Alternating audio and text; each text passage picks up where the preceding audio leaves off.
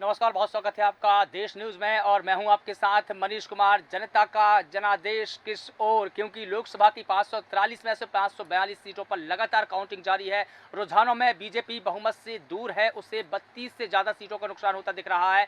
2019 की बात की जाए तो 2019 में बीजेपी को 303 सीटें मिली थी। हालांकि एनडीए की जो सरकार है वो बनती दिख रही है। रुझानों में एनडीए 298 और इंडिया गठबंधन 228 सीटों पर आगे है। रुझानों में उत्तर प्रदेश, बिहार, पश्चिम बंगाल एनडीए को नुकसान होता दिख रहा है, तमाम राज्य है। लेकिन लोकसभा चुनाव और काउंटिंग के बीच में देखिए, लोकसभा चुनाव के जो रुझान है उसमें एनडीए भले ही सरकार बनाती दिख रही हो, लेकिन अंदर खाने जोड़ तोड़ की कोशिशें शुरू हो चुकी है। मोदी और अमित शाह ने टीडीपी प्रमुख चंद्रबाबू नायडू से बातचीत की है, तो शरद पवार ने नीतीश कुमार से बातचीत कर उनका मन टटोलने की कोशिश शुरू कर दी है। लगातार तिकड़मबाजी देखिए यहाँ पर जिस प्रकार से रुझान आ रहे हैं, रुझानों के बाद में जो जनता का जनमत दिख रहा है, जो जनादेश दिख रहा है, अब नेता एक दूसरे का मन टटोलने लगे हैं। अंदर खाने की अगर बात की जाए तो अंदर खाने कुछ ना कुछ खिचड़ी पक रही है, लेकिन क्या खिचड़ी पक रही है, क्या सत्ता को लेकर जो गठजोड़ है वो होने वाला है। देखिए इसी प्रकार से अगर देखें कि एनडीए जो है 298 पार तो है, लेकिन क्या इंडिया गठबंधन भी सरकार बना सकता है, सबसे बड़ा सवाल यही है। इस सवाल के साथ में हमारे साथ में कुछ मेहमान जुड़े हैं। सबसे पहले अपने मेहमानों का परिचय करा देता हूं, उसके बाद में इस मुद्दे पर हम बहस शुरू करेंगे। हमारे साथ में कुछ ही देर में हमारे साथ में बीजेपी से पक्ष रखने के लिए कर्नल ईशान राज बरापू जी जुड़े हैं। सर, आपका बहुत स्वागत करता हूं। इसके अलावा विलक्षण सक्सेना जी हमारे साथ में वरिष्ठ पत्रकार है, राजनीतिक विश्लेषक है, वो हमारे साथ में जुड़े स्टूडियो में है। सर, आपका बहुत स्वागत करता हूं। रमाकांत पटेल जी हमारे साथ जुड़े हैं, आम आदमी पार्टी का पक्ष रखेंगे। सर, आपका बहुत स्वागत करता हूं। उपेंद्र तिवारी जी वरिष्ठ पत्रकार, राजनीतिक विश्लेषक हमारे साथ में स्टूडियो में मौजूद है। सर, आपका भी बहुत स्वागत करता हूं। कर्नल ईशान जी, सबसे पहला सवाल, पहली टिप्पणी आपसे ही मैं चाहूंगा कि जिस प्रकार से हम इंडिया गठबंधन को देख रहे हैं या बीजेपी को देख रहे हैं, बीजेपी को 32 सीटों को नुकसान है, क्योंकि जिस प्रकार से 2019 में बीजेपी ने जो लक्ष्य लिया था और 303 सीटें बीजेपी ने ली थी, लेकिन इस बार का हम 2024 का चुनाव देखें तो बीजेपी को 32 सीटों का नुकसान है। लेकिन इंडिया गठबंधन की बात की जाए तो इंडिया गठबंधन 298 सीटों पर लगातार आगे चल रहा है। हालांकि सरकार बनती दिख रही है, लेकिन सरकार बनने में भी कई तिकड़मबाजी है। क्या कहते हैं, आपकी टिप्पणी क्या है, आपका मत?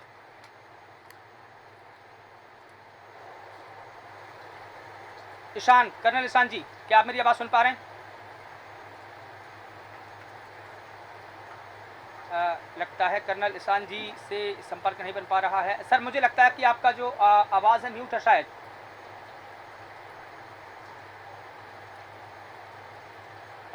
मैं आपकी आवाज़ को नहीं सुन पा रहा हूँ सर। मुझे ऐसा लगता है कि अब आपका जो फ़ोन है शायद म्यूट है।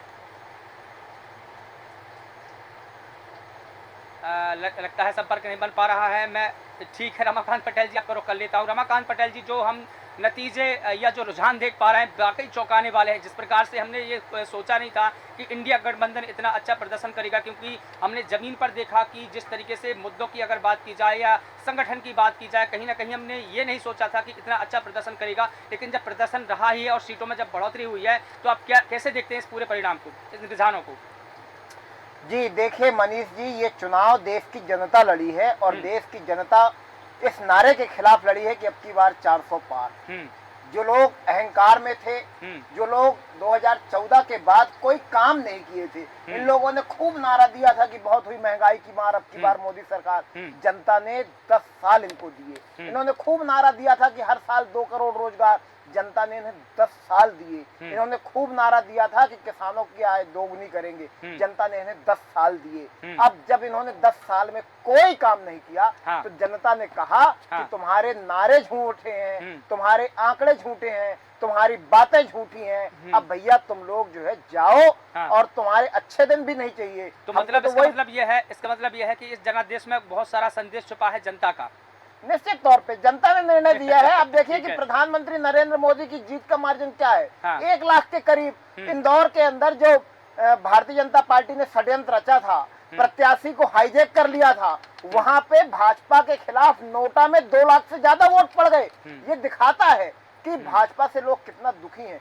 नोटा में 2 लाख से ज्यादा वोट पड़ना, ये अपने आप में बड़ी बात है। जनता ने तानाशाही के खिलाफ, महंगाई के खिलाफ, बेरोजगारी के खिलाफ, गुंडागर्दी के खिलाफ, संविधान बचाने के लिए, लोकतंत्र बचाने के लिए वोट किया है। बिल्कुल, लेकिन जिस तरीके से हम अब जो रुझानों को देख पा रहे हैं, कहीं न कहीं इंडिया गठबंधन हालाँकि कुछ जो बहुमत का आंकड़ा है उससे पीछे तो है, लेकिन अब सरकार बनाने के लिए भी जो गठजोड़ है वो भी शुरू हो चुका है। देखिए जिस प्रकार से मैंने पहले भी कहा कि नीतीश कुमार जो प्रधानमंत्री मोदी है और अमित शाह है, उन्होंने टीडीपी प्रमुख चंद्रबाबू नायडू से बातचीत की है, तो शरद पवार ने नीतीश कुमार से बातचीत की है, उनके मन टटोलने की कोशिश की है। तो क्या ये सत्ता के लिए अब तिकड़मबाजी शुरू हो चुकी है? देखिए, निश्चित तौर पे भाजपा की तानाशाही से सारे लोग दुखी थे। चंद्रबाबू नायडू के बारे में जी के बारे में आप जानते हैं कि पूरे देश में घूम घूम करके इन्होंने भारतीय जनता पार्टी के खिलाफ प्रचार किया था। इंडिया गठबंधन को जोड़ने की शुरुआत नीतीश कुमार ने किया था।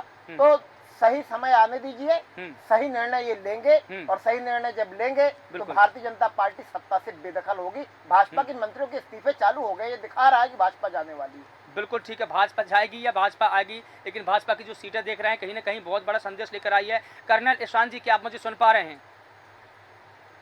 मनीष जी, आपको आवाज मिल रही है? बिल्कुल ठीक है सर, मैं आपकी आवाज़ को सुन पा रहा हूँ। पहला सवाल मेरा आपसे यही था कि जिस प्रकार से हम आंकड़ों की जादूगरी देख रहे हैं या सीटों की जादूगरी देख रहे हैं, जिस प्रकार से 400 पार का जो नारा बीजेपी ने दिया था, कहीं न कहीं अब वो फेल होता दिख रहा है। क्या जो 400 पार का नारा था वो उल्टा साबित दिखाई हो रहा है बीजेपी के लिए?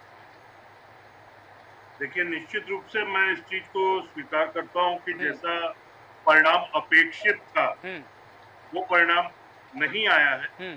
खासकर उत्तर प्रदेश से और पश्चिम बंगाल से जो अपेक्षा हम कर रहे थे उसमें कुछ अपेक्षित परिणाम नहीं आया और संतोषजनक नहीं है निश्चित रूप से। लेकिन फिर भी जो आज की तारीख में सिर्फ भारतीय जनता पार्टी को सीटें मिल रही हैं वो 272 से नीचे रह रही हैं। लेकिन एनडीए गठबंधन की अगर हम बात करते हैं तो एनडीए गठबंधन पूर्ण बहुमत की तरफ बढ़ा है और ये प्री पोल अलायंस है। पूर्ण रूप से नीतियों के आधार पर ही पार्टियां आके शामिल हुई थी। इस पे कोई भी कुछ भी आरोप लगाता रहे, हाँ। वो मैं उसके ऊपर आज चर्चा नहीं करूंगा। आज परिणाम का दिन है तो आरोपों का दिन नहीं है। इसके साथ ये भी कि जहां तक तिकड़म और इस सब की बात है, तेलुगु देशम पार्टी हमारी अलायंस पार्टनर, हाँ, टीडीपी। अगर अलायंस पार्टनर ने विधानसभा चुनाव में विजय प्राप्त की है तो उस अलायंस पार्टनर को देश के प्रधानमंत्री और गृह मंत्री बधाई देने के लिए भी फोन कर सकते हैं। और एनडीए को पूर्ण रूप से बहुमत प्राप्त हो रहा है, इस चीज के लिए तेलुगु देशम पार्टी के अध्यक्ष भी फोन पे बात करते हैं। तो उस पे कयास लगाया जाए अंदर खाने की बात तो, क्या अंदर खाने की बात ये नहीं है कि जो सहयोगी दल है एनडीए गठबंधन के, उनसे ये कहा जा रहा है कि आपको इधर उधर नहीं होना है?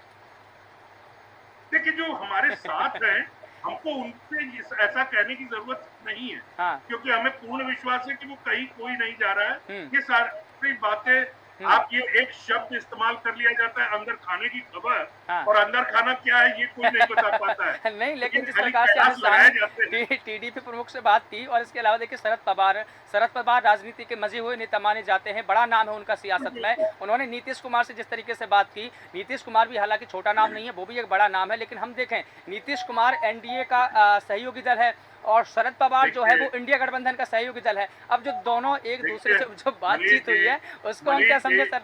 इतने बड़े शत्रु हैं कि वो अपनी पार्टी नहीं बचा पाए। हाँ। इसके आगे मैं इतने वरिष्ठ नेता के प्रति कुछ भी कहूँ ठीक नहीं है। लेकिन उन्होंने ये कहा कि हमारे मैत्रीपूर्ण संबंध है, हमारे सभी दलों के साथ में अच्छे रिश्ते हैं और उन रिश्तों के जरिए हमने बात की थी। उन्होंने तो ये कहा। तो देखिए, शरद पवार जी के अगर मैत्रीपूर्ण संबंध की बात करें तो भारतीय जनता पार्टी के नेताओं से भी उनके मैत्रीपूर्ण संबंध है। हाँ। लेकिन अगर वो किसी से फोन पे बात कर रहे हैं, कुछ भी कर रहे हैं और अगर वो अगर बात करके कोशिश कर रहे हैं, ठीक है, तो ये तो जोड़ तोड़ की कोशिश उनकी तरफ से हो रही है। बिल्कुल। लेकिन उसका कोई लाभ होने वाला है नहीं। ठीक है, अभी देख लेंगे 1-2 घंटे में और भी तस्वीरें साफ हो जाएगी। बिल्कुल, और भी 1-2 घंटे में तस्वीरें साफ हो जाएगी। एनडीए की ही सरकार बनेगी और मोदी बिल्कुल तीसरी बार प्रधानमंत्री बनेंगे। बिल्कुल ठीक, क्योंकि कुछ ही सीटों के जो है अभी रुझान सामने जो आए हैं, लेकिन कुछ ही सीटों की यहाँ पर अगर हम बात करें उनकी तस्वीरें साफ हुई है। विलक्षण सक्सेना जी, मैं आपके पास में आना चाहूँगा, आपसे पूरी तस्वीरें समझना चाहूँगा जिस प्रकार से ये हम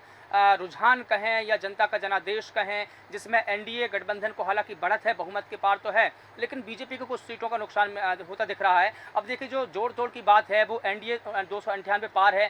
क्या इंडिया गठबंधन भी सरकार बना सकता है? क्योंकि तृणमूल कांग्रेस के 31 सांसदों का साथ बिल्कुल तय है। इधर नीतीश कुमार के जो 15 सांसद हैं, अगर वो भी इनके इंडिया गठबंधन के साथ में मिले तो क्या बात बन सकती है? देखिए, सबसे पहली बात तो जो कि अगर हम आपके बात को वक्तव्य को दो पार्ट्स में ले तो पहली बात मोदी जी से और जब भाजपा की बात करी जाती है कि ये नुकसान हुआ क्यों, इसका सिंपल सा रीज़न है कि पहली बार आप मोदी जी को चुन सकते हैं, दूसरी बार आप मोदी जी को चुन सकते हैं, तीसरी बात कैंडिडेट भी मैटर करता है। एक नीरसता जो इस चुनाव में रही है, ग्राउंड रियलिटी ये भी थी, जो कि खासतौर से यूपी का हम यहाँ पे उदाहरण लेंगे क्योंकि सबसे ज्यादा नुकसान यूपी में ही हुआ है भाजपा को। और भाजपा में यूपी में, वेस्टर्न यूपी में खास तौर से जो जातिगत समीकरण रहते हुए, जो राजपूत सैनी समाज, जो एक कास्ट बेस्ड वहां पे नाराजगी लोगों को दिखाई गई है कुछ जगह कैंडिडेट के टिकट्स कट जाने से और इन जनरल, और उसके बाद वहां पे एक नीरसता हमने देखी जो कि चुनाव प्रचार के दौरान लोगों को करते हुए मिली। एक अगर समीकरण आप देखें ध्यान से, जैसे फैजाबाद की सीट है, ऐसा क्यों है कि राम मंदिर जहां जिस संसदीय क्षेत्र में बना वहां पर लीडिंग जो एक कैंडिडेट है वो सपा का आ रहा है। एक जुमला चल गया था जो ग्राउंड लेवल पे चलता है, वो है पर्चा प्रमुख, कि पहली बार देखा गया कि जब राम मंदिर का निर्माण हो रहा था और उसकी प्राण प्रतिष्ठा के कार्यक्रम थे तब आरएसएस और बीजेपी के लोगों ने बढ़ चढ़ के हिस्सा लिया। लेकिन जो ये सैटिस्फैक्शन था कि आएगा तो मोदी ही, मोदी जी की गारंटी, इसने जो एक नीरसता और एक जो निश्चलता कर दी है उसमें कई जगह ग्राउंड रियलिटीज पे लीडर्स ने ये भी कहा कि पहले ये होता था कि प्रचारक और साथ साथ कार्यकर्ता हमें एक एक घर लेके जाते थे, लोगों से मिलवाते थे, लेकिन अब तो हमारे पास सिर्फ वोटर प्रमुख है, तो ये कार्यकर्ता हमारे लिए सिर्फ पर्चा प्रमुख हो गए।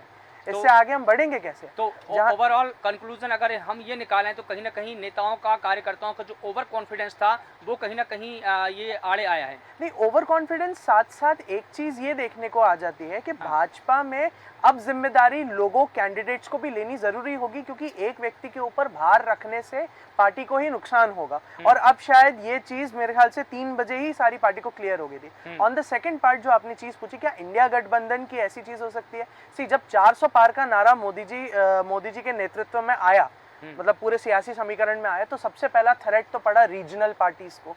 उनको ये चीज पता थी कि वन नेशन वन इलेक्शन आने वाला है। अब 400 पार अगर आ गया तो वन नेशन वन इलेक्शन निश्चित रूप से आएगा ही आएगा, और उसका सबसे बड़ा ये काम होगा कि रीजनल पार्टीज खत्म हो जाएंगी। और आप देखें, चाहे नरेंद्र मोदी जी का मिशन दक्षिण हो, चाहे मिशन पूर्व हो, दोनों ही जगहों पे रीजनल पार्टीज ने बढ़ चढ़ के दमखम के साथ आगे बढ़ी है। महाराष्ट्र का एग्जाम्पल लें, जहाँ पे उद्धव ग्रुप भले ही सत्ता में से नहीं है, लोगों की सिंपैथी, पॉलिटिकल सियासी ड्रामे में भी उतना समर्थन नहीं ले पाया, लेकिन उसकी स्थिति बीजेपी के लगभग बराबर है, और इवन शिंदे ग्रुप को भी वो मैचअप क्या उससे लीड ही कर रहे हैं आगे। बिल्कुल। तो यहाँ पर ये देखना बड़ा मजेदार है कि पार्टी सारी एक साथ आ गई हैं, और जो उनका मोटिवेशन ग्राउंड लेवल पे भी था वो यही था कि अगर हम अपना अस्तित्व क्या कहते हैं राजनीति के इस जमघट में नहीं बचा पाएंगे तो निश्चित ही तौर पे बीजेपी सिंगल लार्जेस्ट पार्टी बन के भी आएगी और रीजनल पार्टीज खत्म होगी। और बीजेपी के लिए अभी अगर रुझानों को, क्योंकि मैं समझता हूं कि अभी भी रुझान में कम से कम 10 से 15 सीट का मार्जिन ऑफ एरर है बीजेपी के लिए। सीटें बढ़ भी सकती हैं, कुछ कम भी हो सकती है, लेकिन मेरा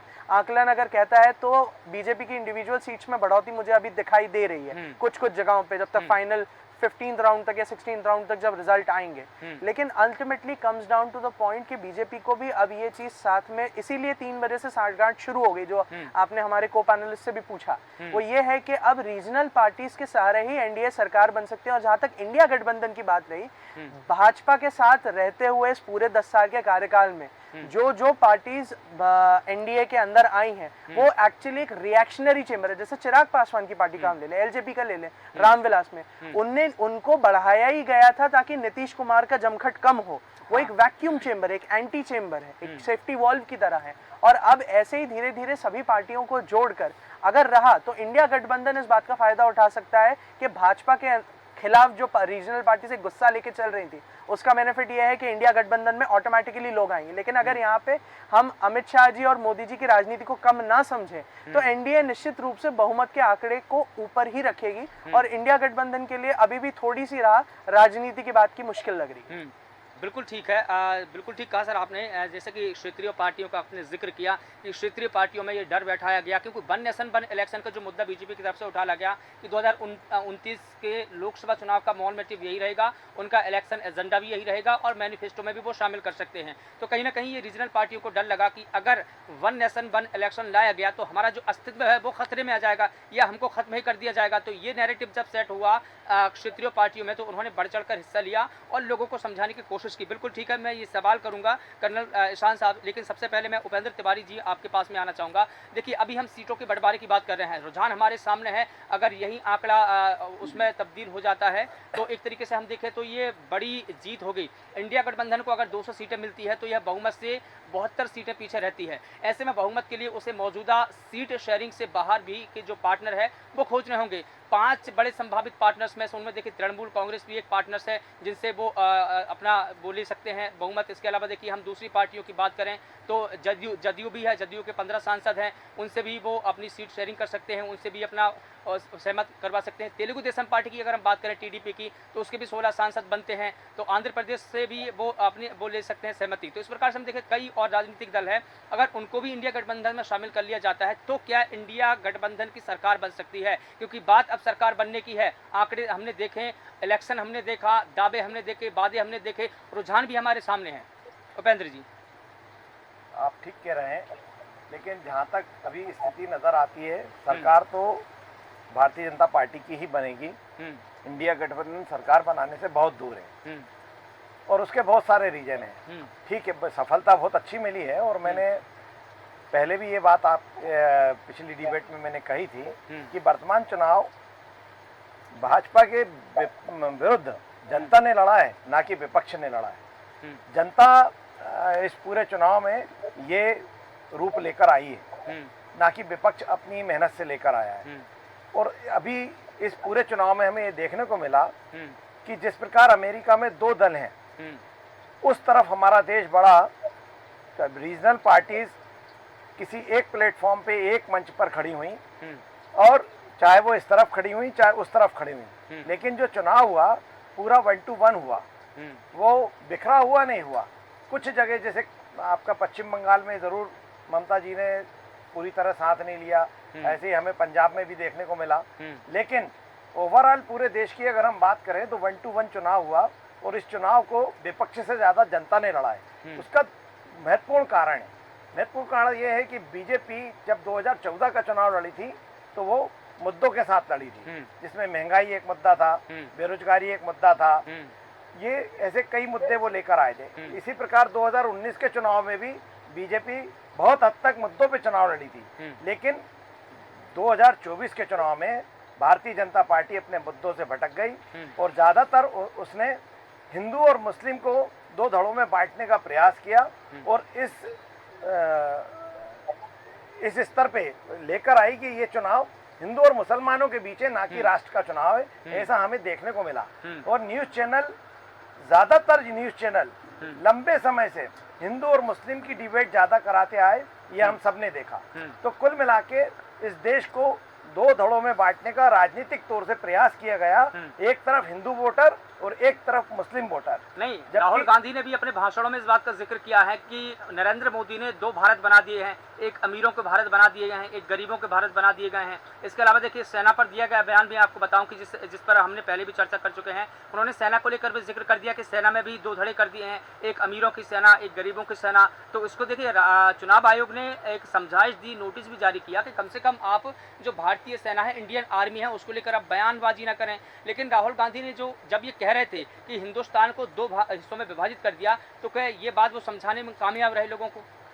देखिए, ये तो बात बिल्कुल सीधी सी नज़र आई कि हिंदुस्तान वास्तव में पूंजीवाद की तरफ बढ़ा है, एक तरफ गरीबी की तरफ बढ़ा है और गरीबी की तरफ ज़्यादा बढ़ा है। आप कहते हो हमने 25 करोड़ लोग गरीबी की रेखा से ऊपर उठा दिए, तो फिर आप 80 करोड़ लोगों को आप अनाज क्यों दे रहे हैं? और जिस देश में 80 करोड़ लोगों को अनाज देने की बात की जाती है, ये हमारे लिए शर्मिंदा की सर, ये अलग मुद्दा है कि हम बात कर रहे हैं अभी सरकार बनाने। देखिए, दावे मैं पहले कह चुका हूँ, दावे, वादे, आरोप प्रत्यारोप, चुनावी तिगड़मबाजी, ये सब हो चुकी है, लेकिन अब सत्ता की तिगड़मबाजी शुरू हो चुकी है। जैसा कि हम बता रहे हैं कि अगर आप ही के सवाल का जवाब दे रहा था ये उत्तर आप ही के सवाल से रिलेटेड था। नहीं, मैंने एक और सवाल किया था सीट शेयरिंग को लेकर के, इसलिए ये वाली बात आई। जहाँ तक सेना की बात है, नहीं, आपने गरीबी और अमीरी की बात की कि 2 धड़ों में राहुल गांधी जी ने बात कही। ये इसमें राहुल गांधी की जो बात है वो बहुत हद तक वास्तविकता के धरातल पर है। ठीक है। हम दूसरी बात, आपने सेना की बात की तो जो 4 साल की नियुक्ति दे रहे हैं मोदी जी हाँ। कि साहब सेना में 4 साल के लिए आप सैनिक को भर्ती कर रहे हो, कोई व्यक्ति अपने जीवन की मेहनत 4 साल की नौकरी के लिए क्यों करेगा? हाँ, मतलब ये जो उसको मुद्दे स्थायी उठाए नौकरी गए हैं, चाहिए। यही तो मुद्दे राहुल उठाए गए गांधी की राहुल ये गांधी बात के भी द्वारा। वास्तविकता के धरातल पर है कि उन्होंने कहा कि भाई आप 4 साल के लिए, 4 साल के बाद तो वो बेरोजगार हो जाएगा, फिर क्या करेगा? तो कहीं ना कहीं ये जो मुद्दे हैं जनता के मुद्दा, मन में हाँ, घर करे हैं राहुल और गांधी जनता जी के का जो बीच में आपने कारगर साबित हुए हैं, कुल मिला के हम ये कहें।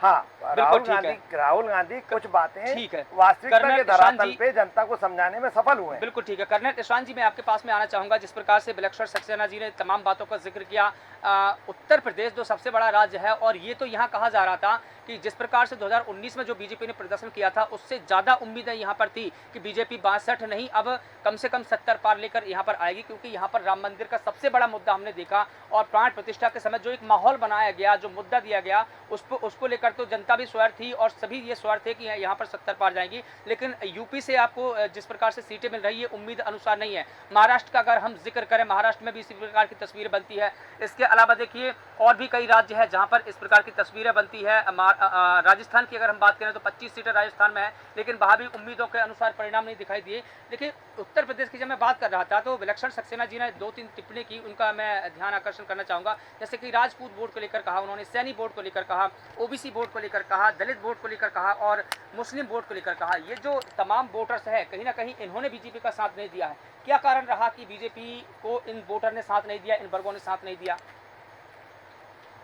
मनीष जी, सबसे पहली चीज तो इस चीज पे क्या कारण है, क्या वजह है इसकी, इस पे इतनी जल्दी टिप्पणी करना सही नहीं है। लेकिन मैं विलक्षण जी की एक बात जरूर कहूंगा कि इतने जो चीजें इन्होंने गिनाई है, इसमें एक सेना का जो पक्ष है, सैनिकों का पक्ष जो लिया, उससे मैं सहमत नहीं हूं। बाकी जातिगत आधार पर क्या हुआ वो जरूर आकलन का विषय है और काफी गहराई से आकलन का विषय है। मैं मूल रूप से उत्तर प्रदेश से ही आता हूँ, बनारस से आता हूँ। हाँ। और मैं 2 दिन पहले बनारस से आया हूँ, तो मुझे मूल रूप से क्या स्थिति, वस्तु स्थिति वहां की थी, ये मुझे ज्ञात है।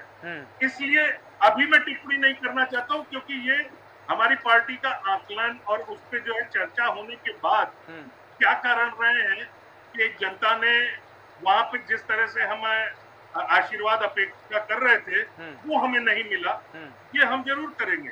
लेकिन जहां तक जातिगत संरचना की बात है, चाहे राजपूत वोट की बात करें, चाहे दलित वोट की बात करें, चाहे ओबीसी वोट की बात करें और चाहे मुस्लिम वोट की बात करें, जहां तक लाभार्थी का सवाल है तो ये सभी जातियों में लाभार्थी हैं। लेकिन तब भी क्या कारण है, किस वजह से ऐसा हुआ, ये जरूर आकलन का विषय है।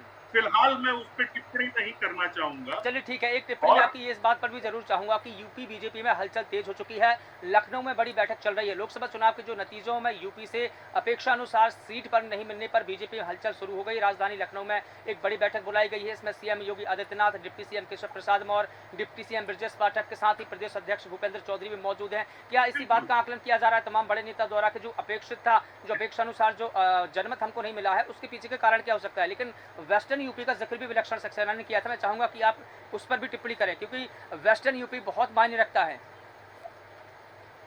देखिए मनीष जी, मैं फिर वही कहूंगा, आपने जैसे पूछा कि क्या इसी चीज पे चर्चा हो रही है, तो मैं एक बहुत सामान्य कार्यकर्ता हूँ, आपके सामने बैठा हूँ। अब वहां पे उत्तर प्रदेश में नहीं, उत्तर प्रदेश में अभी आप कह रहे हैं कि मैं यूपी से मूल रूप से बिलोंग करता हूं मैं, और यूपी से भी उस सीट से जो नहीं, आप यूपी से बिलोंग करते हैं और यूपी से भी वाराणसी से बिलोंग करते हैं, और वाराणसी एकमात्र ऐसी सीट है देश की सबसे वीवीआईपी सीट है जहां से प्रधानमंत्री नरेंद्र मोदी चुनाव लड़ रहे हैं। एक बार नहीं, 2 बार नहीं, तीसरी दफा यहां से वो तो सीट निकाल रहे हैं, और आप वहां से बिलोंग कर रहे हैं तो अपेक्षा आपसे सवाल की बनती है। बिल्कुल अपेक्षा है, मैं जवाब दे रहा हूँ। वेस्टर्न यूपी का जहाँ तक सवाल है, हाँ। जो जातिगत समीकरण की बात विलक्षण सक्सेना जी ने की थी अभी, हाँ। वो एक कारण हो सकता है, लेकिन ये अभी भी हमारे आकलन, हमारी पार्टी के वरिष्ठ जनों के द्वारा आकलन करने के पश्चात ही इस पे कोई ऑफिशियल लाइन की जा सकती है। फिलहाल वो एक चीज, एक विषय, एक कारण हो सकता है। लेकिन साथ में आपने क्यों वेस्टर्न यूपी, विलक्षण जी ने भी बोला और आप भी क्यों बोल रहे हैं, सैनिकों की संख्या के हिसाब से बोल रहे हैं। हाँ एक्चुअली मैं थोड़ा सा यहाँ पे मैं आपको इंटरप्ट करूंगा कर्नल साहब, क्योंकि हाँ, क्या है मेरा वक्तव्य सॉरी आर्मी के संबंध में नहीं था। वो मेरे को पैनलिस्ट जो है हमारे तिवारी जी, शायद उन्होंने आर्मी का पर्सपेक्टिव दिया था। जो मेरा कंटेंशन वेस्टर्न यूपी के संबंध में था वो ये था कि वहाँ पे कंटेस्टिंग पार्टी के कैंडिडेट्स का टिकट काटा गया, जिसकी वजह से जातिगत समीकरण बिगड़ गया अपर कास्ट में भी और लोअर कास्ट में। बिल्कुल वही मैं कह रहा हूँ कि हाँ। इस विषय पे हर सीट पे देखिए, आप सभी वरिष्ठ लोग हैं, आप लोग जानते हैं कि किस तरह से भारतीय जनता पार्टी की चाहे जीत हो चाहे कहीं पे हार हो या कोई दिक्कत हो, उस पे किस तरह से मंथन होता है और उस पर चर्चा होती है और किस तरह से उस पर कार्य होता है। हाँ। तो वो मुझे बताने की जरूरत नहीं है। हर सीट पे हर विषय पे आकलन होगा ही होगा। हाँ, निश्चित रूप से मैं इस चीज को स्वीकार करता हूँ कि जो अपेक्षित था वो बिल्कुल नहीं है और बिल्कुल भी संतोषजनक नहीं है। राष्ट्रीय परिप्रेक्ष्य में हम मध्य प्रदेश में बैठ के बात कर रहे हैं, तो मध्य प्रदेश में जरूर मैं कहूंगा कि जैसा अपेक्षित था वैसा ही हुआ है, लेकिन राष्ट्रीय परिप्रेक्ष्य में अगर मैं बात करूं तो जो अपेक्षित था वो बिल्कुल भी नहीं हुआ है। एमपी कारणों पे चर्चा, कारणों पे मंथन हम डेफिनेटली करेंगे। बिल्कुल ठीक है। एमपी में तो बल्ले बल्ले है, क्योंकि 29 की 29 सीटें आपके खाते में चली गई। उत्तराखंड में बल्ले बल्ले है, बाकी 5 में से 5 सीटें आपकी चली गई। लेकिन एक थोड़ा सा खेद इस बात का है कि गुजरात में एक सीट पर कांग्रेस बढ़त बनाए हुए हैं, क्योंकि पिछली बार अगर हम बात देखें तो 26 की 26 सीट आपके खाते में थी। हाँ, बढ़त बनाए हुए हैं। हाँ। अभी देखते हैं कई राउंड की वोटिंग काउंटिंग बाकी है। परिणाम नहीं है, रुझान है, बता रहा हूँ मैं आपको। आगे है एक सीट पर बस। नहीं, रुझान मुझे भी पता है, एक सीट पे वो आगे चल रही है कांग्रेस, इसमें कोई शक नहीं है। बिल्कुल ठीक लेकिन है। अभी कई राउंड की काउंटिंग बाकी है। और जैसा कि विलक्षण जी ही बोल रहे थे कि 15-16 सीट, मैं एक चीज कहना चाहूंगा कि अभी जहां हम करीब करीब भारतीय जनता पार्टी अपने बलबूते पे करीब 242 के आसपास की सीटों पे है, मुझे ऐसा लगता है कि काउंटिंग पूरे होते होते मुझे उम्मीद है कि हम 272 तक भी पहुंच जाएं तो मुझे आश्चर्य नहीं होगा, क्योंकि जो सीट, बहुत सी सीट ऐसी है, करीब करीब 150 सीट ऐसी है। विलक्षण जी ने अभी कहा है कि मैं 15 से 16 सीटों पर कह सकता हूँ कि आगे पीछे हो सकता है। मैं बता रहा हूँ, हाँ। मुझे पूरा कर लेंगे। हाँ। करीब करीब 150 सीट ऐसी हैं जिसपे की मार्जिन जो है वो 10,000 या उससे कम का मार्जिन है, और लोकसभा चुनाव में 10,000। लेकिन सर एक चीज तो देखना पड़ेगा, आप एक बात तो देखना पड़ेगा कि जो केंद्रीय मंत्री थे, जो सेंट्रल मिनिस्टर थे, या जो दिग्गज नेता थे जिसे हम कहते हैं, वो सिर्फ चुनाव जीते हैं। क्योंकि कोई 30,000 से जीता है, कोई 50,000 से जीता है, कोई 60,000 से, लेकिन वो सिर्फ जीते हैं। ये जीत मायने उतनी नहीं रखती है। नहीं, जीत होती है, चाहे एक वोट से हो।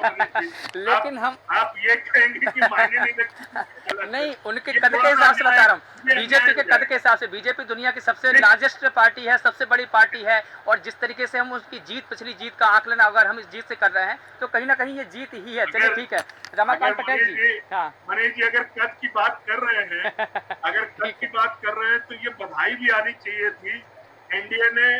एनडीए ने बहुमत प्राप्त कर लिया, उसके लिए बधाई तो सर आपको बिल्कुल बिल्कुल नहीं, हमारी तरफ से बधाई। हम तो ये कहते हैं कि आप तो बिल्कुल बधाई के पात्र हैं, जो आप बहुमत का आंकड़ा, नहीं, बहुमत का आंकड़ा पार कर रहे हैं, बधाई हो। लेकिन ये बधाई हम, ठीक है, लेकिन इस बधाई पर भी किंतु परंतु लगाना चाहेंगे क्योंकि जो तिगड़मबाजी हो रही है वो शक के घेरे में। ठीक है, रमाकांत पटेल जी, आपके पास में आना चाहूंगा। क्या कांग्रेस जो है वो एनडीए के सहयोगियों के संपर्क में है? देखिए, जो ये सवाल जब उठा तो कांग्रेस नेता पवन खेड़ा का भी इस पर बयान सामने आया। उन्होंने कहा कि पर्दे के पीछे जो भी हो रहा है वो सार्वजनिक नहीं किया जा सकता। हमारा लक्ष्य है 295 सीटों का। अगर सब कुछ ठीक रहा तो हम निश्चित रूप से 295 तक पहुंचेंगे। चुनाव आयोग की वेबसाइट पर जो है नतीजे हैं वो समय पर अपलोड नहीं किया जा रहा है। देखिए, फिर उन्होंने चुनाव आयोग का यहाँ पर जिक्र किया। हमें पूरा भरोसा है कि हम सरकार बनाने की स्थिति में होंगे। ये पवन खेड़ा का बयान सामने आ रहे हैं। पवन खेड़ा यहाँ पर दो बातें कहते नजर आ रहे हैं। एक तो ये कि हम 295 की जो हमने बात की थी उस आंकड़े को हम छू लेंगे, और दूसरा ये है कि चुनाव आयोग वेबसाइट पर नतीजे समय पर अपलोड नहीं कर रहे, यानी कि दो बातें कह रहे हैं वो। तो 295 पर अगर आप पहुंचेंगे तो तिगड़मबाजी कैसे करेंगे? देखिए मनीष जी, बिल्कुल मैं शुरू से बताना चाहता हूँ। हाँ। देश के इतिहास में पहले कभी ऐसा नहीं हुआ कि आज चुनाव हुआ, आज वोटिंग हुई और उसकी मतगणना, उसकी वोटिंग का परसेंटेज एक हफ्ते बाद दिया जाता हो। पहले ऐसा कभी नहीं हुआ, इसी चुनाव में ऐसा हुआ। तो तमाम विषम परिस्थितियों के बाद इंडिया गठबंधन चुनाव लड़ा, जहां कांग्रेस पार्टी का खाता सीज कर दिया गया, आम आदमी पार्टी के तमाम नेताओं को बिना एक नए पैसे का सबूत मिले, भ्रष्टाचार का सबूत मिले, जेल में डाल दिया गया, तमाम सरकारों को तोड़ा गया। उसके बावजूद अगर इतना अच्छा प्रदर्शन है, और ये बात अकेले पवन खेड़ा जी नहीं बल्कि तमाम जो है इंडिया गठबंधन के घटक दल कह रहे हैं कि इलेक्शन कमीशन अभी भी देरी से आंकड़े दे रहा है। तो अभी भी देरी से आंकड़े देने का क्या मतलब? आरोप लगाना अब भी नहीं छोड़ेंगे आप, भले आप जीत रहे हो, लेकिन आरोप लगाना अब भी नहीं छोड़ेंगे। नहीं लगाने वाली कोई बात नहीं है, जो सच्चाई है वो है। क्यों धीमा किया गया है? वोटिंग के दिन भी जहाँ पे बीजेपी को कम वोट पड़ रहे थे वहाँ पे काउंटिंग हो रही है, एकदम से नतीजे कैसे अपलोड कर दें? ये देखिए पटेल साहब, देखिए पटेल साहब, अभी तो क्या काउंटिंग हो रही है, काउंटिंग जब तक पूरी नहीं हो जाती इलेक्शन कमीशन कैसे डेटा जारी कर देगा? ये तो सोचने वाली बात है ना। मनीष जी, काउंटिंग धीमी करवाना कुछ ना कुछ तो षड्यंत्र है। भारतीय जनता पार्टी जब हारती है तो ऐसे ही करती है। आप बताइए ना, निर्वाचन आयोग ने किस पे कार्रवाई कर रहा होगा कि आप काउंटिंग धीमे करिए? कौन दबाव बना रहा होगा? आप मुझे ये बताइए कि देश के निर्वाचन आयोग ने देश में तमाम पटेल जी लॉजिक की बात कीजिए ना, फलाना ठिकाना मुसलमान, रमाकांत जी लॉजिक की बात, वो सब बातें गुजर गई, ये सब बीती बातें हैं, उसको लेने से क्या मतलब? अभी हम बात कर रहे हैं, जैसा कि अभी पवन खेड़ा ने ये आरोप लगाया कि अपलोड नहीं किए जा रहे हैं जो डेटा। अपलोड कैसे होंगे जब तक पूरा परिणाम नहीं हो जाता, पूरी काउंटिंग नहीं हो जाती? अब बिना काउंटिंग के बीच में कोई कैसे डेटा अपलोड कर देगा? भारतीय जनता, आपने देखा नहीं था अभी मणिपुर का चुनाव नहीं देखा था आपने? 36 वोटों की तो गिनती थी, 8 वोट तो रिजेक्ट कर दिए, 8 वोट रिजेक्ट कर दिए थे इंडिया गठबंधन के प्रत्याशियों के। 36 वोटों की गिनती में तो शक नहीं होगा क्या? चलिए ठीक है, बिल्कुल आरोप लगाना नहीं छोड़ेंगे आप। शक तो हो रहा है। और ये निर्वाचन आयोग मिला हुआ है, बावजूद इन विषम परिस्थितियों के देश की जनता ने जो मैंडेट दिया है और जो आगे सामने आएगा, और शायद यही कारण है कि कल चुनाव आयोग ने ये कहा था कि शक का इलाज नहीं है। नहीं, चुनाव आयोग ने ये कहा था तो फिर यहाँ पे चंडीगढ़ पे क्यों? ठीक है सर, मैं आपके पास में आना चाहूँ। रमाकांत पटेल जी, चलो ठीक है, चलो ठीक है, ये एक दूसरी बात है। आप 295 का जादुई आंकड़ा कैसे पार कर पाएंगे? आप कहाँ तिगड़मबाजी कर रहे हैं? किस किस से संपर्क में है आप? जो आपने कहा कि सार्वजनिक नहीं किया जा सकता, हमारा लक्ष्य है कि 295 सीटों को हासिल किया जाए, लेकिन कैसे करेंगे? सवाल ये है। मेरे से पूछ रहे हैं? हाँ, मैं आपसे पूछ रहा हूँ सर। देखिए 295 सीटें इंडिया गठबंधन की आ रही हैं। हाँ। सारे आकलन के बाद, सारे कैलकुलेशन के बाद में ये आंकड़ा निकल के आया था। और रही बात कि जो है नीतीश कुमार जी का और चंद्रबाबू नायडू जी का, मैं आपके चैनल में फिर से बतलाऊं कि चंद्रबाबू नायडू जी हैं जो भारतीय जनता पार्टी के खिलाफ पूरे देश में प्रचार कर चुके हैं। चंद्रबाबू नायडू जी भाजपा के साथ तो नहीं जाएंगे। और नीतीश कुमार जी के बारे में आप जानते हैं, इंडिया गठबंधन बनाने के सूत्रधार वही थे। तो मैं जहां तक समझता हूं, नीतीश कुमार जी हो, चंद्रबाबू नायडू जी हो, जो लोग इस देश में तानाशाही खत्म करना चाहते हैं, लेकिन नीतीश कुमार को लेकर देखिए सोशल मीडिया पर एक मीम वायरल जरूर हो रही है कि भाई इधर तो उधर तो नहीं हो जाओगे। क्योंकि अब भी उनकी कोई संभावना नहीं है कि वो कहाँ चले जाएं। मैं ये कह रहा हूँ, जो लोग देश को बचाना चाहते हैं, जो लोग तानाशाही खत्म करना चाहते हैं, जो लोग लोकतंत्र बचाना चाहते हैं, वो भाजपा के खिलाफ ही रहेंगे। बिल्कुल ठीक है। विलक्षण सक्सेना जी, अभी देखिए बातें अब दोनों तरफ से उठ रही है, एक तरफ से नहीं है। बीजेपी की तरफ से भी अब तिगड़मबाजी शुरू हो चुकी है, क्योंकि देखिए यूपी में बीजेपी के दिग्गजों की बैठक जारी है। मुख्यमंत्री योगी आदित्यनाथ, डिप्टी सीएम केशव प्रसाद मौर्य, ब्रजेश पाठक जी, प्रदेश अध्यक्ष भूपेंद्र चौधरी जी, ये तमाम दिग्गज नेता वहां पर बैठक कर रहे हैं। दिल्ली की अगर बात करें तो दिल्ली में भी हलचल तेज हो चुकी है। एक तरफ इंडिया गठबंधन के बड़े बड़े दिग्गज नेता वहां पर पहुंचे हैं और एक दूसरे से फोन पर भी बात कर रहे हैं। अब जैसा कि ये बात उछाली जा रही है कि 295 हम पार करेंगे, तो 295 का जादुई आंकड़ा कांग्रेस या इंडिया गठबंधन कैसे पार करेगा? और क्या ये गुंजाइश है कि अगर 200 सीट से अधिक अगर परिणाम में इंडिया गठबंधन ले आती है, तो क्या वो सरकार बनाने में कामयाब रहेंगी? देखिए मनीष जी, यहाँ पे 2-3 टिपिकल बातों को हमें समझना बड़ा जरूरी है। पहली बात, जब हम बात करते हैं तेलुगु देशम पार्टी की, क्योंकि सबसे पहले तो उसी का डिस्कशन शुरू हुआ। चंद्रबाबु नायडू एक टाइम पे, मतलब अगर सूत्रों की खबर मानी जाए और अगर इंटरनली उस बात को एनालिसिस किया जाए, तो उनको मतलब एक तरीके से जिसको कोऑर्डिनेटर कहते हैं एनडीए का, वो भी बनाया जा सकता है। See at this point of time, अगर ये रुझान ऐसे के ही ऐसे विथ मार्जिन ऑफ एरर 4 से 5% का अगर हम लेके चल भी ले, और यही रुझान अगर रिजल्ट में तब्दील होते हैं, तो एक दो तीन चीजें बीजेपी को एज अ डैमेज कंट्रोल करनी पड़ेंगी, वो है मिशन दक्षिण की। अगर वो चाहते हैं कि at this particular point of time कि हम एक कह सके बिना किसी शेम फेस के साथ कि हाँ हमारा मिशन दक्षिण सक्सेसफुल रहा, तो उनके लिए बहुत जरूरी है कि वो आंध्रा में पैठ कर पाए।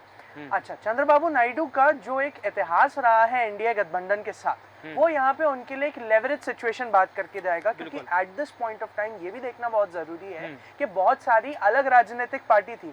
कहने को तो उद्धव गुट भी पहले बीजेपी के साथ था, उसको साथ में लिया जा सकता है, और चाहे अगर कहें तो ये सूत्रों की भी खबरें कहीं ना कहीं से आई रही हैं कि उसमें भी डिस्कशन चल रहा है। लेकिन सबसे पहला डिस्कशन टीडीपी के साथ किया गया, तेलुगु देशम पार्टी के साथ किया गया।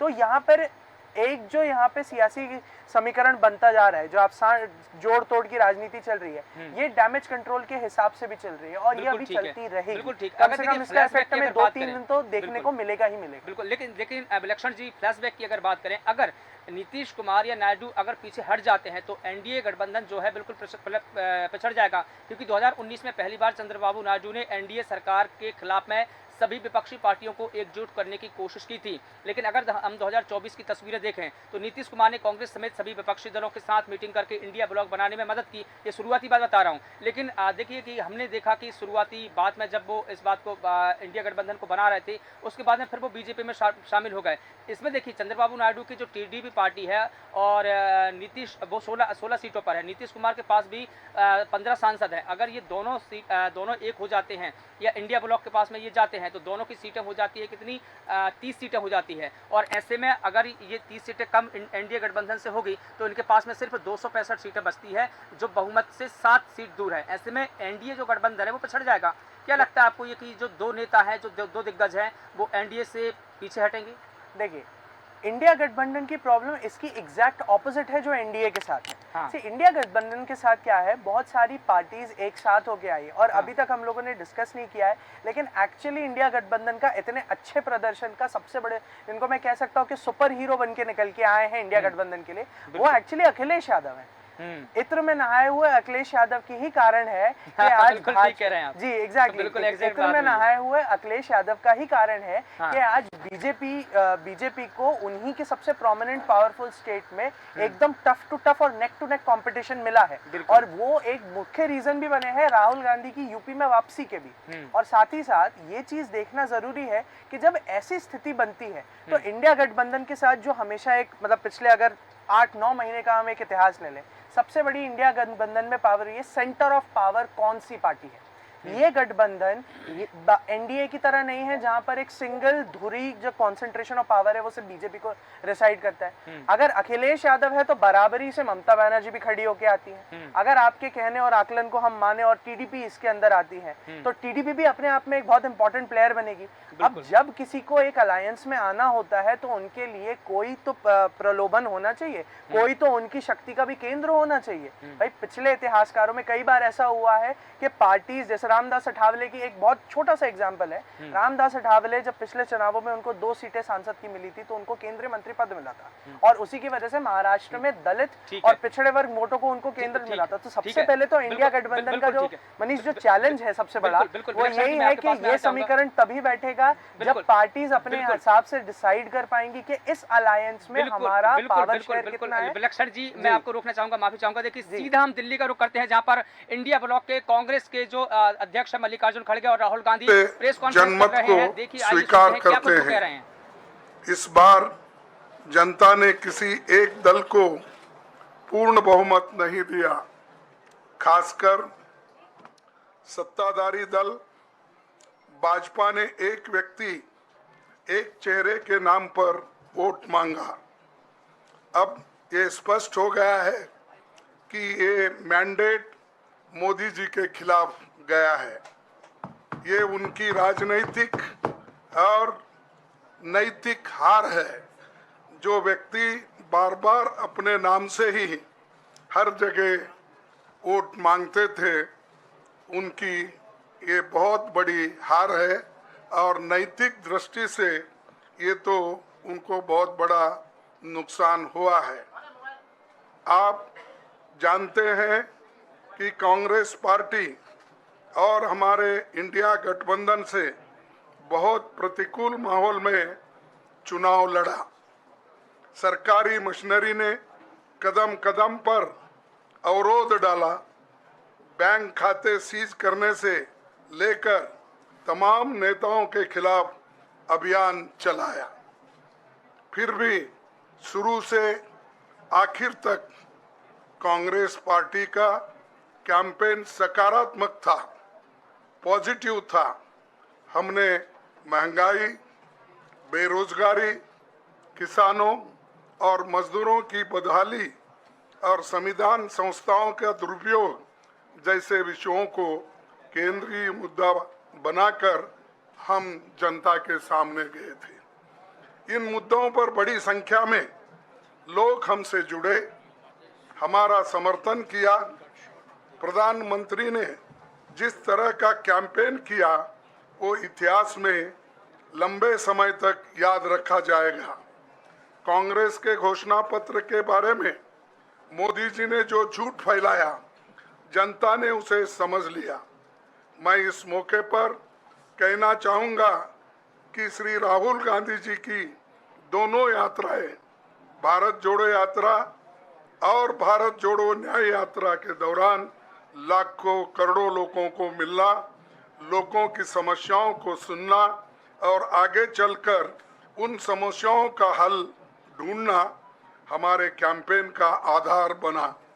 हमने इसी को 5 न्याय और 25 गारंटी का नाम दिया और इसी के आधार पर हमने गारंटी कार्ड बनाया। हमारे कार्यकर्ता उसे लेकर घर घर पहुंचे और लोगों को संपर्क करें। इसके अलावा जो एक महत्वपूर्ण बात है वो भाजपा नेतृत्व की अहंकार की वजह से हुई। उन्होंने धीरे धीरे सारे संवैधानिक संस्थाओं के ऊपर गैर कानूनी तरीके से कब्जा करने की कोशिश की। फिर इनका उपयोग विरोधी दल के खिलाफ करने लगे। जो दब गया उसे दबा के अपने तरफ लिया, जो नहीं दबे उसकी पार्टी को तोड़ दिया, नहीं तो फिर जेल में डाल दिया। लोगों को ये विश्वास हो गया था कि मोदी जी को एक मौका और मिला तो अगला हमला संविधान पर सीधा होगा और लोकतंत्र पर होगा। इसीलिए लोगों को इसके प्रमाण नए संसद सत्र के साथ ही दिखेंगे। खुशी इस बात की है कि भाजपा इस षड्यंत्र में अब सफल नहीं हो पाएगी। मैं इस अवसर पर सीपीपी चेयरपर्सन श्रीमती सोनिया गांधी जी, हमारे लोकप्रिय नेता राहुल गांधी जी, प्रियंका गांधी जी का विशेष मैं धन्यवाद करना चाहता हूं।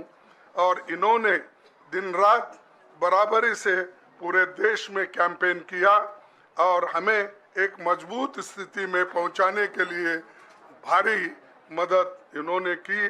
और मैं ये कहूँगा कि इनके वजह से हमको बहुत बड़ा प्रोत्साहन देश में मिला और आज ये स्थिति जो बनी है उनके वजह से बनी।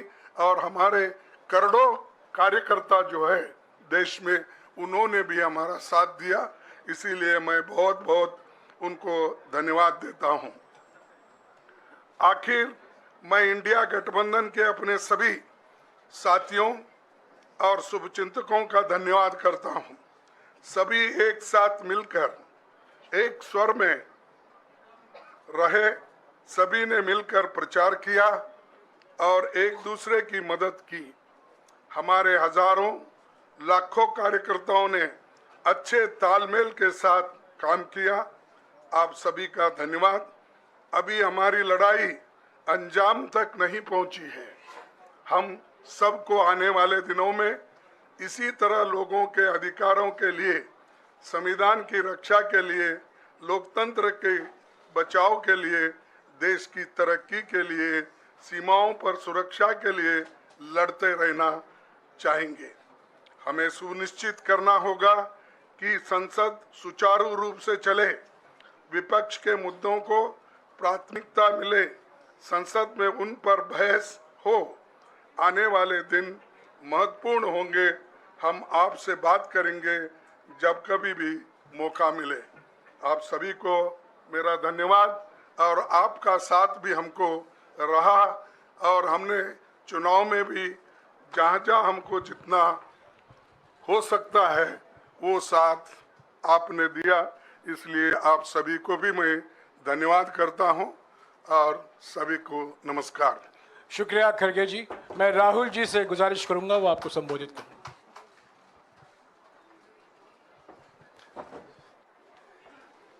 नहीं, खड़गे जी आपने बड़ी सही बात बोली। जहां तक आप हमारी मदद कर सकते थे उसी लेवल तक मदद की। देखिए, ये चुनाव इंडिया गठबंधन और कांग्रेस पार्टी सिर्फ एक राजनीतिक दल के खिलाफ नहीं लड़ी थी। ये चुनाव हम बीजेपी, एक राजनीतिक दल, हिंदुस्तान के इंस्टीट्यूशंस, हिंदुस्तान का जो पूरा गवर्नेंस का स्ट्रक्चर है, इंटेलिजेंस एजेंसीज, सीबीआई, ईडी, ये सब, आधी जुडिशरी, इन सब के खिलाफ हम लड़े थे। क्योंकि इन सब संस्थाओं को, इन सब इंस्टीट्यूशंस को नरेंद्र मोदी जी ने और अमित शाह जी ने कैप्चर करा, धमकाया, डराया। प्रेस की तो मैं बात करता रहता हूं, आपको मतलब काफी बार कहा है कि आपका भी रोल रहना चाहिए, और उस रोल को काफी लोगों ने किया, काफी लोगों ने खुल के किया, काफी लोगों ने छुप के किया, और आपके इमोशंस कहां थे हमें मालूम है। लड़ाई संविधान को बचाने की थी, कॉन्स्टिट्यूशन को बचाने की थी। और मैं आपको सच बताऊं तो मेरे माइंड में था पहले से, जब इन्होंने हमारा बैंक अकाउंट कैंसिल किया, जब चीफ मिनिस्टर्स को जेल में डाला, पार्टियां तोड़ी, मेरे माइंड में था कि हिंदुस्तान की जनता अपने संविधान के लिए एक साथ खड़ी होकर लड़ जाएगी, और यह सच साबित हुआ। मुझ में भरोसा था, और मैं हिंदुस्तान की जनता से, इंडिया गठबंधन के पार्टनर्स से, कांग्रेस पार्टी के हमारे सब नेताओं और बब्बर शेर कार्यकर्ताओं से दिल से धन्यवाद करना चाहता हूं। आपने संविधान को बचाने का पहला और सबसे बड़ा कदम ले लिया है। कांग्रेस पार्टी ने इस चुनाव में, कांग्रेस पार्टी के सब नेताओं ने 2-3 चीजें की। सबसे पहले हमने इंडिया गठबंधन के पार्टनर्स की रिस्पेक्ट की, उनकी जो विशेष थी उनको हमने साथ लिया, और आपने देखा होगा कि जहां भी गठबंधन लड़ा हम एक होकर लड़े। दूसरी बात, कांग्रेस पार्टी ने क्लैरिटी से हिंदुस्तान को एक नया विजन दे दिया है, pro poor vision, pro production vision Hindustan को इंडिया गठबंधन ने साफ दे दिया है।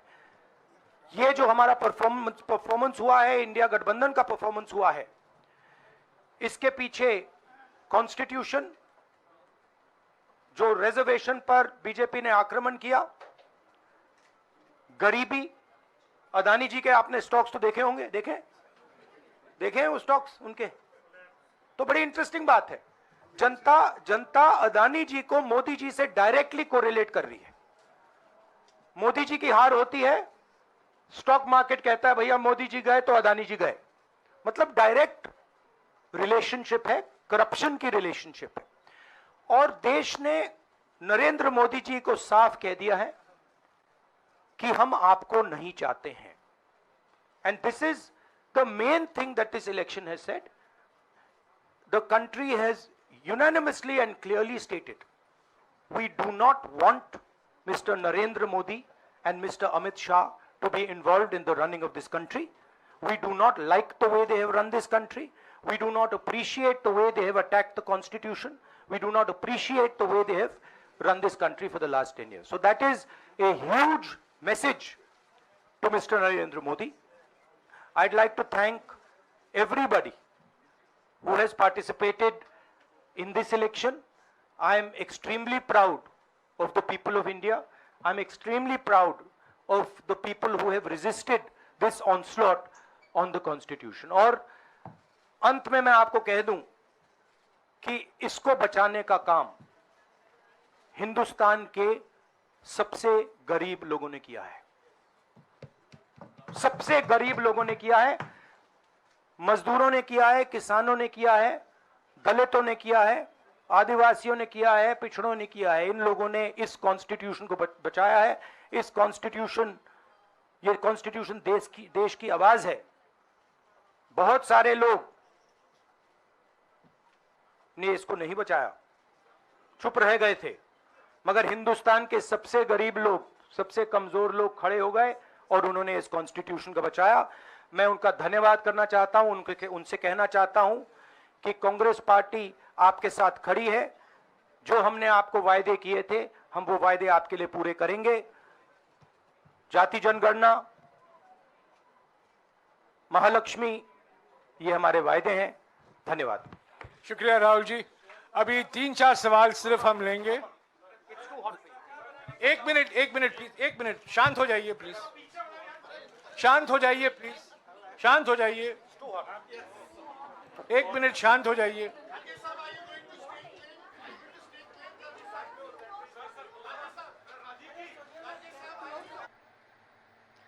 तो भैया आप राहुल गांधी और मल्लिकार्जुन खड़गे को सुन रहे थे, किस प्रकार से राहुल गांधी ने और मल्लिकार्जुन खड़गे ने जिस प्रकार से अपनी बात रखी, कहीं ना कहीं उन्होंने ये इसी बात को समझाने की कोशिश की कि देखिए ये चुनाव है बीजेपी संवैधानिक संस्था और सीबीआई ईडी के खिलाफ में हमने चुनाव लड़ा है। ये टिप्पणी राहुल गांधी ने की। इसके अलावा ये भी राहुल गांधी ने कहा कि लड़ाई जो है संविधान बचाने की थी, हमारी बैंक हमारे अकाउंट सील किए गए, इसके अलावा हमारे सीएम को गिरफ्तार किया गया, मोदी और अदानी का जो है डायरेक्ट कनेक्शन है। इसके अलावा उन्होंने ये इस बात का भी जिक्र किया राहुल गांधी ने कि अब हमारा जो काम रह जाता है जातिगत जनगणना का, जो गृह लक्ष्मी योजना है, इसके ऊपर भी हम काम करेंगे। लेकिन मल्लिकार्जुन खड़गे ने भी कई बातों का जिक्र किया। मल्लिकार्जुन खड़गे ने कहा कि हमारी लड़ाई अभी अंजाम तक नहीं पहुंची है। वो किस अंजाम की बात कर रहे हैं? मैं सबसे पहले देखिए विलक्षण सक्सेना जी, वो किस अंजाम की लड़ाई की बात कर रहे थे? अंतिम टिप्पणी बिल्कुल 30 सेकंड की। जी, मैं जो समझ रहा हूँ राहुल गांधी जी के वक्तव्य से जो हिंट आया है, हाँ। वो बेसिकली उसी चीज के लिए कर रहे हैं कि यहाँ at the end of the day जिस डेमोक्रेटिक मशीनरी को किल करने के लिए जो एडमिनिस्ट्रेटिव मशीनरी का इस्तेमाल किया गया, बिल्कुल उसके लिए जो उनकी लड़ाई है वो अभी भी जारी है। और एक पर्सपेक्टिव से देखा जाए तो विपक्ष का हमेशा से ही बड़ा मुद्दा रहा है, और ये आज से नहीं है, काफी साल पहले से भी ऐसी एडमिनिस्ट्रेटिव मशीनरी जो एक तरफा काम करती है उसके लिए कहा गया है। तो हो सकता है मैं उनके वक्तव्य से कहीं ना कहीं एक कोरिलेटिव रखूं, लेकिन over the period of time ये आगे आने वाले एक बड़े उसका एक आगाज भी समझ में आ रहा है। बिल्कुल ठीक है, क्योंकि इस समय हमें इतनी ही इजाजत देता है, विदाई लेने का वक्त हो चला है। आप सभी का बहुत शुक्रिया इस मुद्दे पर बात रखने के लिए। तो जिस प्रकार से हमने राहुल गांधी को देखा, मल्लिकार्जुन खड़गे को देखा, उनकी प्रेस कॉन्फ्रेंस में कई अहम बात उन्होंने कही है। उन्होंने कहा कि हम जो सिर्फ बीजेपी से ही नहीं लड़ रहे थे, हम बल्कि संवैधानिक संस्थाओं से भी लड़ रहे थे, ईडी से, सीबीआई से। जिस प्रकार से इनका दुरुपयोग किया गया, कहीं ना कहीं कांग्रेस के खिलाफ में माहौल बनाने की कोशिश की गई। लेकिन देखना होगा कि अब मल्लिकार्जुन खड़गे ने एक और टिप्पणी किया कि हमारी लड़ाई अभी अंजाम तक नहीं पहुंची है। वो किस अंजाम तक लड़ाई पहुंचाना चाहते हैं? क्या वो सत्ता की तिगड़मबाजी है? इस सवाल और भी हमारे साथ फिलहाल वक्त हमको इतनी ही इजाजत देता है। मुझे दीजिए इजाजत और आप लगातार बने रहिए देश न्यूज़ के साथ। नमस्कार।